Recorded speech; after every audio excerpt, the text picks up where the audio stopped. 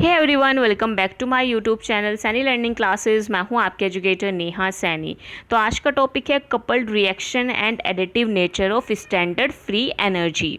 ठीक है, coupled reaction क्या होती है? Basically chemical reaction with a common intermediate in which energy is transfer from one side of reaction to another side. ठीक है, यानी कि जब क्या होता है, जब कोई भी कंपाउंड बन रहा है, कोई भी रिएक्शन हो रही है, तो उस टाइम पे क्या होता है, इस केमिकल रिएक्शन में एक तरफ से दूसरी तरफ क्या होता है, एनर्जी का ट्रांसफ़र होता है। तभी जा कर के क्या होती है, किसी भी चीज़ का फॉर्मेशन होता है या किसी भी चीज़ का ब्रेक डाउन होता है। ठीक है, so an example is the formation of ATP. ठीक है, जैसे फॉर्मेशन है एटीपी का, तो वो क्या है, कपल्ड रिएक्शन है, which is an endergonic process. ये क्या होता है, एंड्रोगोनिक प्रोसेस होता है and is coupled to dissipation of proton gradient. और ये किसकी वजह से होता है, जो प्रोटॉन्स होते हैं, यानी कि जो H पॉजिटिव चार्ज होते हैं, जो प्रोटोन ग्रेडियंट बनता है, उसकी वजह से क्या होता है, एटीपी का फॉर्मेशन होता है। ठीक है, तो ये क्या है, कपल्ड रिएक्शन है। Coupled reaction are described as reaction that are joining together and are used to push the second reaction। ठीक है, बेसिकली इसमें क्या होगा, जो कंपाउंड्स होंगे वो जॉइन होकर के पुश करेंगे सेकेंड रिएक्शन होने के लिए with the release of free energy in one reaction. यानी कि इसमें क्या होगा, एनर्जी का रिलीज होगा। ठीक है, या तो एनर्जी क्या होगी, यूज़ होगी। एक तरफ तो एनर्जी यूज़ होती है, एक तरफ एनर्जी रिलीज़ होती है। ठीक है, किसी भी रिएक्शन या किसी भी चीज़ को फॉर्म करने के लिए हम क्या करेंगे, एनर्जी को यूज़ तो करेंगे और कुछ ना कुछ एनर्जी ज़रूर रिलीज़ होगी जब भी हम एनर्जी को यूज़ करेंगे। तो ये क्या है, कपल्ड रिएक्शन है। ये चीज़ आप इस डायग्राम से बड़े अच्छे से समझ जाओगे। ठीक है, अनकपल्ड रिएक्शन क्या है, देखो यहाँ पे क्या हुआ, glucose plus fructose equal to क्या हो गया, सुक्रोज का फॉर्मेशन हो गया। ठीक है, सिंपल, ना तो किसी एनर्जी की यहाँ पे ज़रूरत पड़ी ना कुछ, दो तरह के कंपाउंड्स आए, वो जॉइन हुए और क्या बन गया, सुक्रोज बन गया। ठीक है, लेकिन कपल्ड रिएक्शन में क्या होता है, आपको यू नीड एनर्जी। ठीक है, इसमें क्या होगा, अगर आपको ग्लूकोज पर फॉस्फेट को ऐड कराना है तो कहाँ से लोगे वो फॉस्फेट मिलेगा आपको इस एटीपी से। ठीक है, तो ग्लूकोज जब एटीपी के साथ ज्वाइन करेगा तो उस टाइम पे क्या होगा, जो फॉस्फेट है वो कौन ले लेगा, वो किस पर ज्वाइन हो जाएगा, ग्लूकोज पर, और ये जो एटीपी है वो किस में कन्वर्ट हो जाएगा, एडीपी में। ठीक है, तो ये क्या है, कपल्ड रिएक्शन है। Okay, glucose phosphate plus fructose is give rise to sucrose. यहाँ पे देखो, जब कपल रिएक्शन होगी तो उस टाइम पे क्या होगा, जो ग्लूकोज फॉस्फेट है, जब हम उसको क्या करेंगे, ग्लूकोज फॉस्फेट को ज्वाइन करेंगे फ्रक्टोज के अंदर, तो उस टाइम पे होगा आपका सुक्रोज का फॉर्मेशन और ये फॉस्फेट जो है वो रिलीज हो जाएगा। क्यों रिलीज हो जाएगा, क्योंकि जो हम कंपाउंड का फॉर्मेशन कर रहे हैं सुक्रोज, उसमें सिर्फ आपको किस किस की ज़रूरत है, ग्लूकोज और फ्रक्टोज की। तो ये क्या है, हमारे लिए एडिशनल है, तो इस चीज़ को तो हमें नहीं चाहिए, तो ये क्या हो जाएगा, यहाँ से रिमूव आउट हो जाएगा। ठीक है, यानी कि अगर एनर्जी यूज़ हो रही है, यहाँ पे एनर्जी यूज़ हुई, ठीक है, ये एनर्जी जो है यहाँ पे यूज़ हुई, तो कुछ एनर्जी जो होगी वो रिलीज़ हुई है एडीपी की फॉर्म में। ठीक है, तो बेसिकली यही क्या है, कपल्ड रिएक्शन है। जैसे कि यही है, यहाँ पे अगर आप देखोगे, glucose plus ATP give rise to glucose fructose. ठीक है, अगर आपको ग्लूकोज फ्रक्टोज को बनाना है तो क्या करना पड़ेगा, ग्लूकोज प्लस एटीपी को आपको कंबाइन कराना पड़ेगा। ठीक है, अब मान लो अगर आपके पास कंपाउंड है ग्लूकोज फ्रक्टोज और आपको बनाना है सुक्रोज, तो उस टाइम पे क्या करना पड़ेगा, ग्लूकोज फॉस्फेट में से फॉस्फेट को रिमूव करना पड़ेगा और फ्रक्टोज के साथ उसको कंबाइन करोगे, तब जाके क्या बनेगा, आपका सुक्रोज कंपाउंड बनेगा। ठीक है, तो ये क्या आपकी कपल्ड रिएक्शन होती है। So when a system change from well defined initial state to a well defined final state, यानी कि जब कोई भी सिस्टम चेंज होता है इनिशियल स्टेट से फाइनल स्टेट पे, तो वो क्या कहलाता है, गिव्स फ्री एनर्जी कहलाता है। ठीक है, gives free energy delta ji equal the work exchange by the system with its surrounding. यानी कि किसके इक्वल होता है, जो कि वर्क किया है, जो वर्क एक्सचेंज किया है सिस्टम ने सराउंडिंग के साथ। ठीक है, the free energy change delta ji of reaction determine its spontaneity. यानी कि जो डेल्टा जी है वो क्या डिटरमाइन करता है, स्पॉन्टेनिटी डिटरमाइन करता है। और इसी फ्री एनर्जी जो होती है, जो फ्री एनर्जी है, यही क्या है, कपल्ड रिएक्शंस की एडिटिव होती है। इसको भी मैं अभी समझाऊंगी किस तरह से एडिटिव होती है। ठीक है, इफ रिएक्शन इज स्पॉन्टेनियस तो रिएक्शन अगर स्पॉन्टेनियस है, a reaction is spontaneous if delta G is negative. If the free energy of product is less than free energy of reactant. delta G कब negative होगा? जब free energy जो है product की वो कम होगी as compare to free energy of reactant. ठीक है, तो उस टाइम पे क्या होगा? डेल्टा जी नेगेटिव होगा।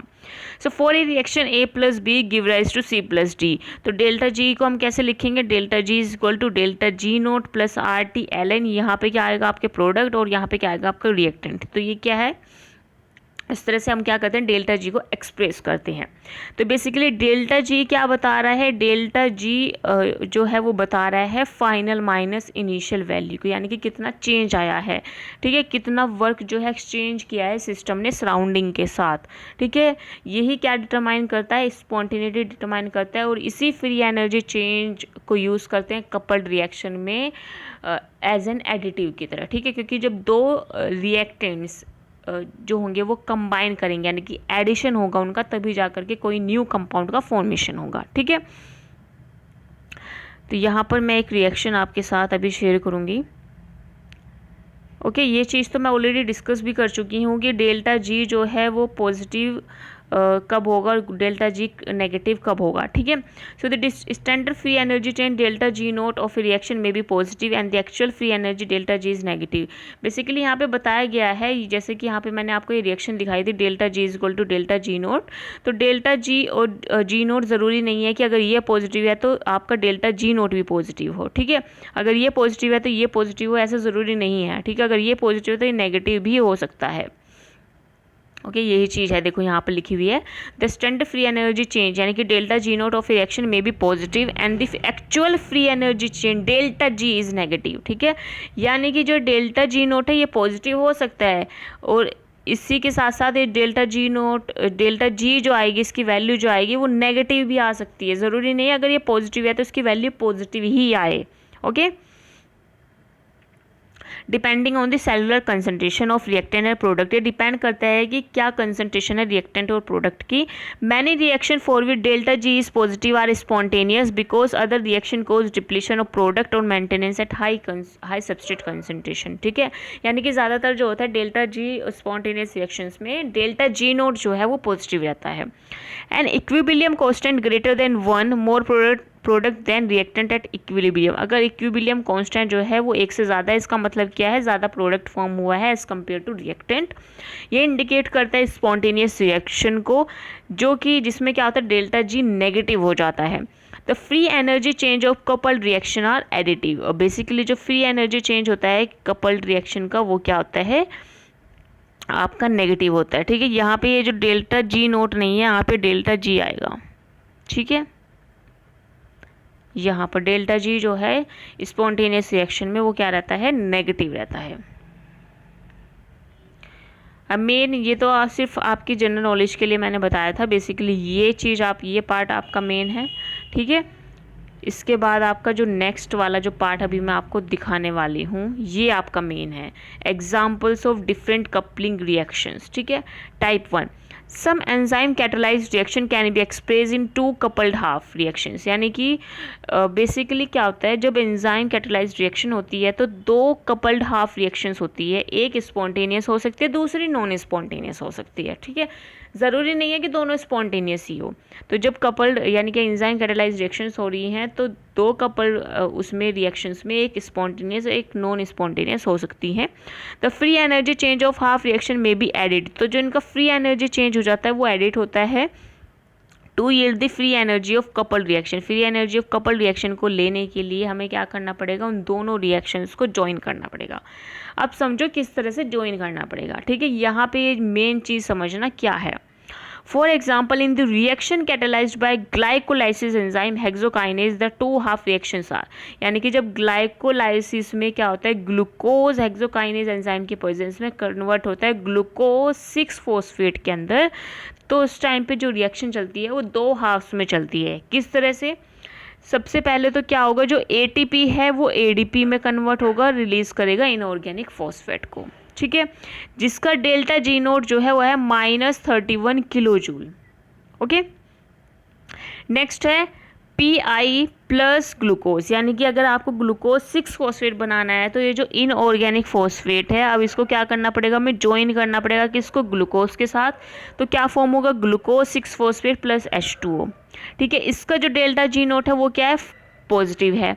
और आपको पता है डेल्टा जी नोट जो है अगर वो नेगेटिव है that means reaction is spontaneous. अगर डेल्टा जी नोट जो है वो क्या है, पॉजिटिव है, that means reaction is non spontaneous. ठीक है, पिछली क्लास में हमने ये चीज़ पढ़ी थी।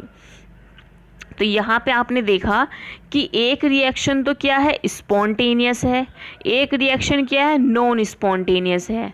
ठीक है, तो ये बेसिकली ये यहाँ पे अब क्या होगा, यहाँ पे अब इन दोनों को यानी कि हमें ग्लूकोज 6 फॉस्फेट को बनाने के लिए अब क्या करना पड़ेगा, फर्स्ट रिएक्शन को सेकंड रिएक्शन में प्लस करना पड़ेगा। ठीक है, तो ATP प्लस ग्लूकोज आप क्या करेंगे, यहाँ पे ATP प्लस ग्लूकोज यानी कि ATP plus glucose give rise to ADP plus glucose 6 phosphate. ठीक है, अब आप कहोगे H2O कहाँ गया और ये Pi कहाँ गया। तो जब आप यहाँ पे रिएक्शन देख रहे होंगे ATP प्लस H2O, ठीक है, plus H2O give rise to ADP plus Pi। ठीक है, सेकेंड रिएक्शन यहाँ पे लिखोगे ग्लूकोज, ठीक है, फिर यहाँ पे लिखोगे आप plus Pi give rise to glucose 6 phosphate plus H2O, इस तरह से लिखोगे। तो यहाँ से ये जो H2O है यहाँ से ये कैंसिल आउट हो जाएगा। ठीक है, और ये इनऑर्गेनिक ये जो Pi है वो यहाँ से कैंसिल आउट हो जाएगा।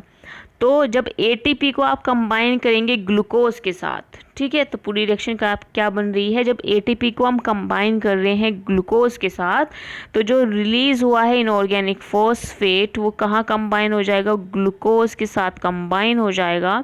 ठीक है, और क्या बनाएगा, ADP ग्लूकोज 6 फॉस्फेट। ठीक है, क्या बनाएगा, ADP ग्लूकोज 6 फॉस्फेट। ठीक है, क्लियर इतनी चीज़, यानी कि जब हम फर्स्ट रिएक्शन और सेकंड रिएक्शन को कंबाइन करेंगे तब जाके हमारा क्या मिलेगा, हमको ADP और ग्लूकोज 6 फॉस्फेट हमको मिलेगा।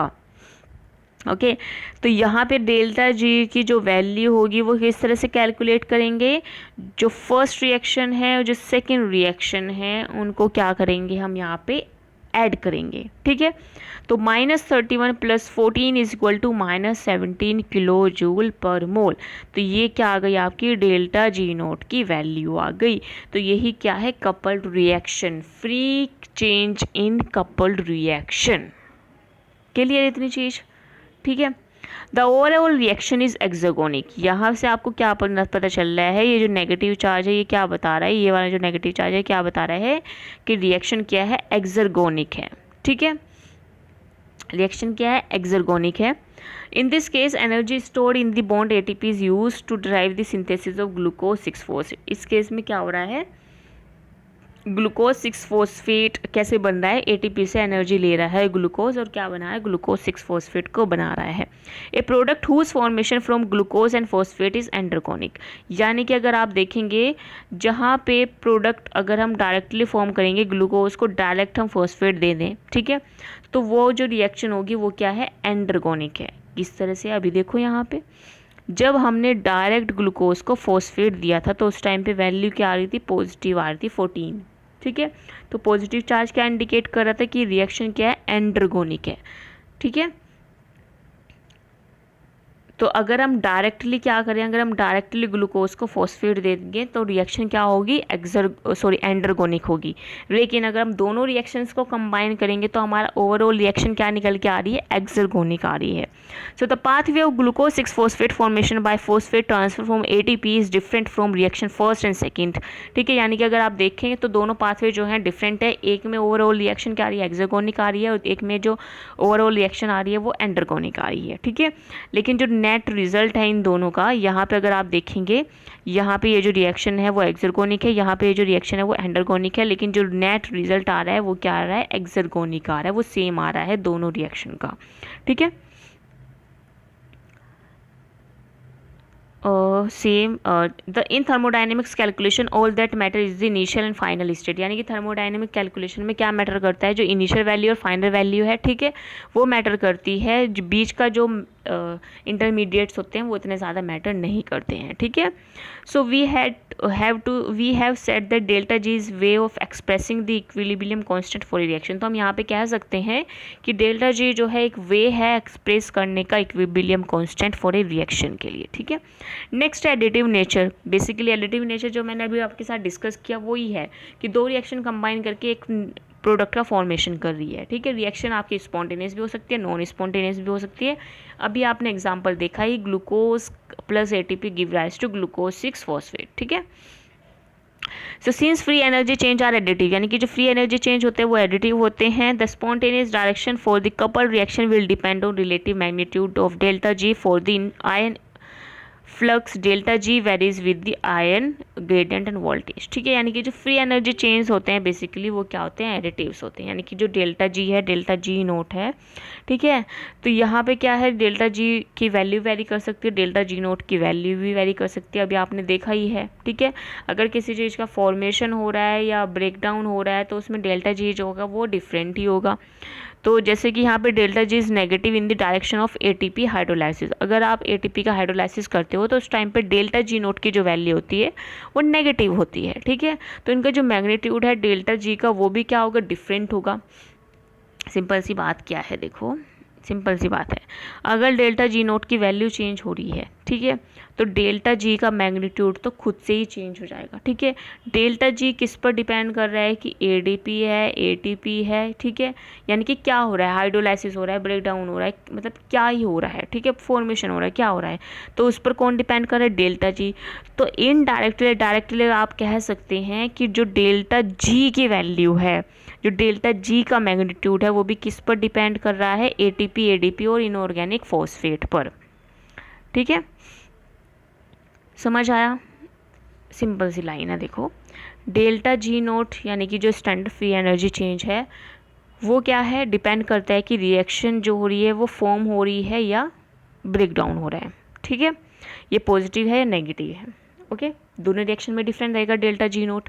और डेल्टा जी नोट आपने देखा है, delta G is equal to delta G naught plus N R T log product upon reactant, आपने देखा था फॉर्मूला भी। तो अगर ये वैल्यू चेंज होगी दैट मीन्स इसका जो डेल्टा जी का मैग्नीट्यूड है वो भी चेंज होगा। अब ये जो है वो किस पर डिपेंड कर रहा है कि ये ब्रेक डाउन हो रहा है या फॉर्मेशन हो रहा है, किसका, एटीपी का, एडीपी का, इनऑर्गेनिक फॉस्फेट का, ठीक है।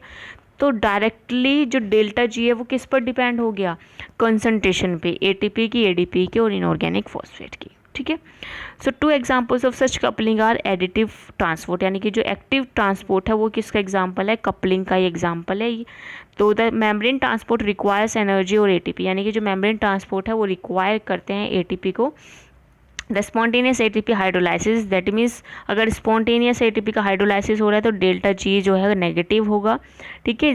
Couple to drive ion flux against a gradient delta G is positive, ठीक है।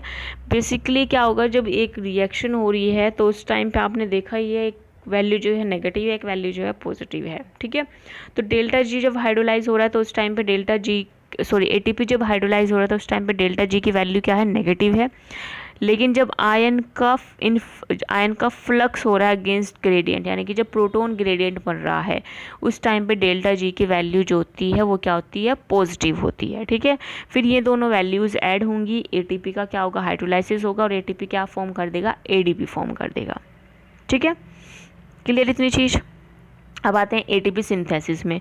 तो एटीपी सिंथेसिस जो कि माइटोकॉन्ड्रिया के अंदर होता है, ये भी किसका एग्जाम्पल है, बेसिकली आपका एडिटिव रिएक्शन का ही एग्जाम्पल है। एटीपी सिंथेसिस भी कब होगा, जब स्पॉन्टेनियस हाइड्रोजन फ्लक्स होगा, यानी कि जब क्या होगा, आपका जो H पॉजिटिव जो है, जो प्रोटोन ग्रेडियंट जो मेम्ब्रेन के अक्रॉस क्या होगा, जब प्रोटोन ग्रेडियंट फॉर्म होगा, ठीक है, उस टाइम पे उसकी वजह से ही क्या होगा, आपका एटीपी का फॉर्मेशन होगा। और ये जो प्रोटोन ग्रेडियंट हो रहा है यहाँ पे क्या हो रहा है, H पॉजिटिव जो है वो वो फ्लक्स हो रहा है अक्रॉस द मेम्ब्रेन, ठीक है, वो क्या हो रहा है, फ्लक्स हो रहा है अक्रॉस द मेम्ब्रेन। इस तरह से क्या हो जाएगा, यहाँ पे प्रोटॉन ग्रेडियंट का फॉर्मेशन हो जाएगा।